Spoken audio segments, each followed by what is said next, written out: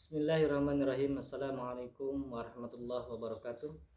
Alhamdulillah, ahmaduhu wa nasta'inuhu wa nastaghfiruh wa na'udzu billahi min shururi anfusina wa min sayyiati a'malina may yahdihillahu fala mudhillalah wa may yudlil fala hadiyalah. Asyhadu an la ilaha illallah wa asyhadu anna Muhammadan abduhu wa rasuluhu la nabiyya ba'dah.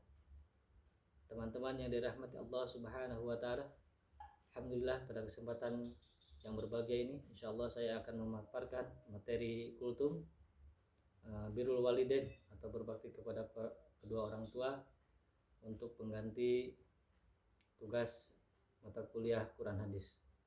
Teman-teman yang dirahmati oleh Allah Subhanahu wa taala, berbuat baik terhadap orang tua atau birrul walidain adalah memberi kebaikan atau berkhidmat kepada keduanya serta mentaati perintah-perintahnya selama tidak maksiat kepada Allah Subhanahu wa taala dan mendoakannya apabila keduanya telah wafat.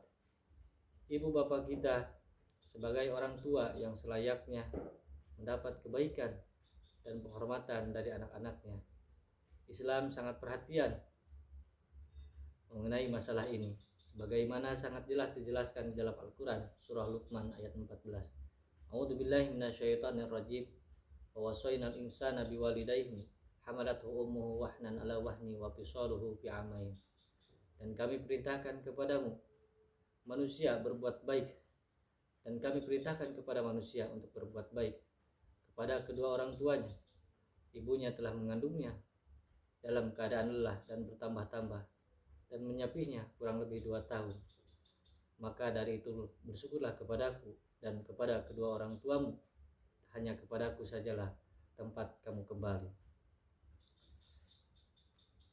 Adapun di sini dijelaskan bentuk berbakti kepada kedua orang tua. Berbakti kepada kedua orang tua dapat dilakukan dengan 2 cara. Di antaranya saat orang tua masih hidup dan mendoakan ketika orang tua sudah wafat. Adapun berbakti kepada kedua orang tua saat orang tua masih hidup, diantaranya mentaati selama bukan maksiat. Jadi kita selalu harus mentaati perintah orang tua selama perintah itu bukan maksiat kepada Allah Subhanahu wa taala. Hadis Rasulullah, tidak ada ketaatan kepada makhluk dalam rangka maksiat kepadaku, dalam rangka maksiat kepada Allah. Bahkan ini dicontohkan di dalam kisah Sa'ad bin Abi Waqqas. Sa'ad bin Abi Waqqas adalah sahabat Nabi Muhammad SAW yang paling berbakti kepada ibunya, meskipun pada saat itu Sa'ad bin Abi Waqqas belum memeluk agama Islam. Ketika ia masuk Islam, ibunya berkata kepada Sa'ad, "Hai Sa'ad, mengapa engkau berubah pendirian? Kamu harus tinggalkan agama barumu itu, yaitu agama Islam, atau aku tidak akan makan dan minum hingga aku mati. Maka kamu akan dicela apa yang telah kamu lakukan, dan orang-orang akan menyerumu dengan panggilan, hai pembunuh ibunya." Maka saat itu Sa'ad bin Malik menjawab, "Wahai ibuku, janganlah engkau lakukan itu, karena sesungguhnya aku tidak akan meninggalkan agamaku karena sesuatu apapun." Maka ibuku selama beberapa hari itu tidak mau makan hingga badannya pun sangat lemah.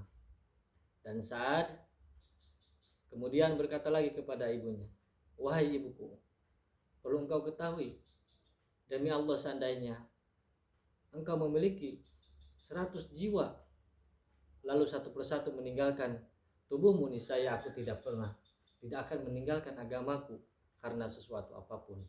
Dan jika engkau tak ingin makan, silakan, tidak usah makan. Dan jika engkau ingin makan, maka makan saja." Dan akhirnya ibuku mau makan. Diambil dari kisah Sa'ad bin Abi Waqqas, diambil dari kisah Sa'ad bin Malik, bahwasannya jelas bahwasannya tadi dijelaskan kita disuruh berbakti kepada kedua orang tua selama orang tua kita menyuruh kepada ketaatan kepada Allah Subhanahu wa taala. Tetapi kita disuruh untuk menolaknya, bahkan menghindarinya apabila perintah orang tua itu memerintahkan untuk maksiat kepada Allah Subhanahu wa taala. Adapun yang selanjutnya, bersikap rendah hati dan berbicara lemah lembut, dijelaskan di dalam surah Al-Isra ayat 23.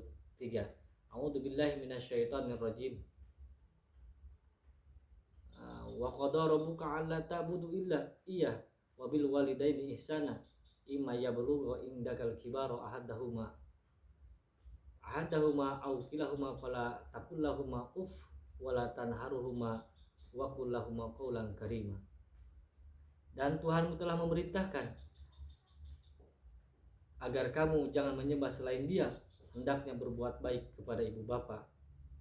Dan jika salah seorang di antara kalian, dan jika salah satu di antara keduanya atau kedua-duanya sampai berusia lanjut dalam pemeliharaanmu, maka sekali-sekali janganlah engkau mengatakan kepada keduanya perkataan dan janganlah engkau membentak keduanya, dan ucapkanlah kepada keduanya perkataan yang baik.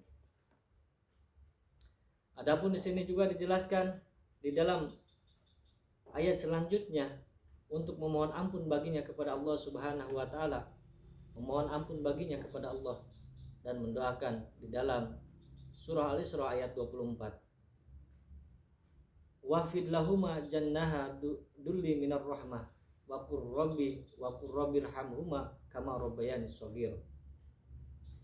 Dan rendahkanlah dirimu terhadap keduanya dengan penuh kasih sayang, dan ucapkanlah, wahai Tuhanku, sayangilah keduanya sebagaimana mereka telah mendidik aku pada waktu kecil. Teman-teman yang dirahmati oleh Allah Subhanahu wa taala, adapun yang selanjutnya, berbakti kepada kedua orang tua ketika masih hidup, diantaranya membantu dengan harta. Bagi kita selaku anak-anaknya yang memiliki harta lebih atau dalam keadaan mampu, maka bisa kita membantu orang tua apabila dalam kondisi ekonominya kekurangan atau dalam kondisi membutuhkan. Dan yang selanjutnya ialah meminta restunya terlebih dahulu atas perbuatan penting yang aku lakukan. Hadis Rasulullah bahwasanya ridallah fi ridal walidain, suhtullah fi suhtil walidain. Ridhonya Allah ada pada dalam ridhonya orang tua, dan murkanya Allah juga ada pada murkanya orang tua. Sedangkan berbakti ketika orang tua sudah wafat, diantaranya kita bisa berbakti kepada kedua orang tua yang sudah wafat, yang diantaranya melaksanakan pengurusan jenazah seperti memandikan, mengkafaninya, mensolatkan, dan menguburkannya, dan lain-lain rangkaian fardu kifayah lainnya. Selanjutnya selalu berdoa untuk memohon ampun atas segala dosanya, memenuhi segala janjinya semasa hidup yang belum terlaksana, seperti wasiat, hutang piutang. Maka sepatutnya kita selaku anaknya untuk menyelesaikan semua itu. Dan yang terakhir, selalu menghormati teman dan sahabat orang tua semasa hidupnya.